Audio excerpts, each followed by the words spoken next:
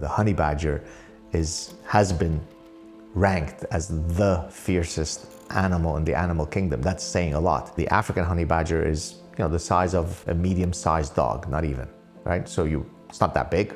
It's not that impressive in terms of its size, but yet it could withstand an attack of 6 adult lions.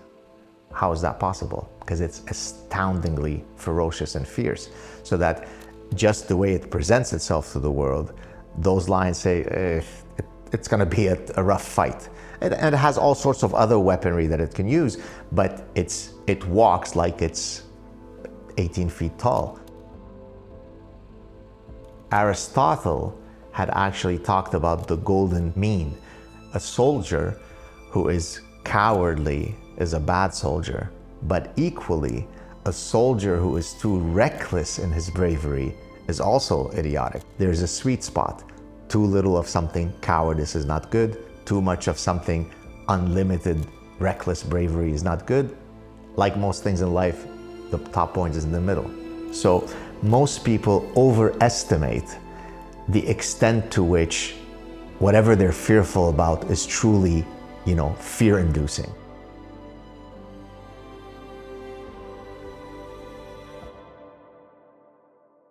I think I've been 8 times on Joe Rogan. The last time I was on, I wasn't sure if I should share the following story. 2 summers ago, out of the blue, while driving with my family, my children and wife, out of the blue, I started getting a reaction.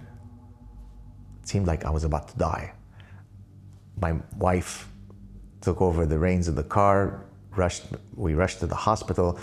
They did a battery of tests and said, you're fine, you suffered a panic attack.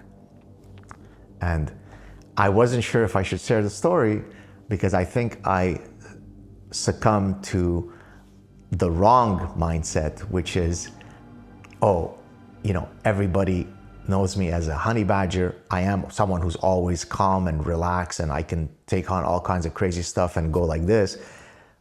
How does it look when you share a story like you had a panic attack? Does that smell of weakness? Then I really thought about it. I said, no. You know what's strong? To actually share that story. To show that even the person who many people think is the ultimate honey badger, we all have moments of weakness. And by the way, there wasn't something in particular that I can think of. I mean, I could think maybe of a few triggers, but there wasn't something in particular that I was worrying about that led to that panic attack. It literally came out of nowhere. I'm totally happy. We're listening to music. I started getting numbing in my hands. My breathing became very shallow. And I don't know what happened. And then I got out of it. I said, well, wait a second. If I appear on Joe Rogan and I share that story, first of all, I'm living true to the ideal of authenticity. I didn't refrain from sharing that story because I want to manage an image of me as a superhero. I think it actually takes more courage to share that weakness. We all struggle with that issue, which is how much of our private self should we share? But for me, someone who pursues truth, I felt it would have been inauthentic and untruthful.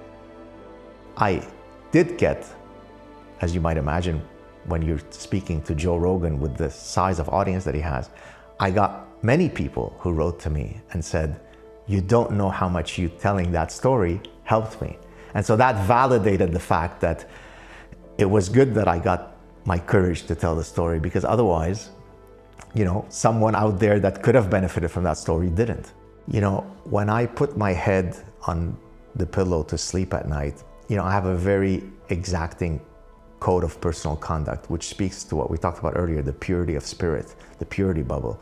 And that is that I want to, in order for me to sleep at night and not have bouts of insomnia, bouts of being a fraud, thinking that you're a fraud, is that I have to be fully authentic and always defending truth wherever I see a violation of truth. If I walk away from it, if I equivocate, if I say, would it be good for my career if I speak out or not? All I see, rightly or wrongly, that's fraudulent. You're not being truthful. You're not being a honey badger. Therefore, for me to be able to sleep like a baby at night. At the end of the day, I do a mental accounting of, was I true? Was I authentic? If yes, I'm sleeping well.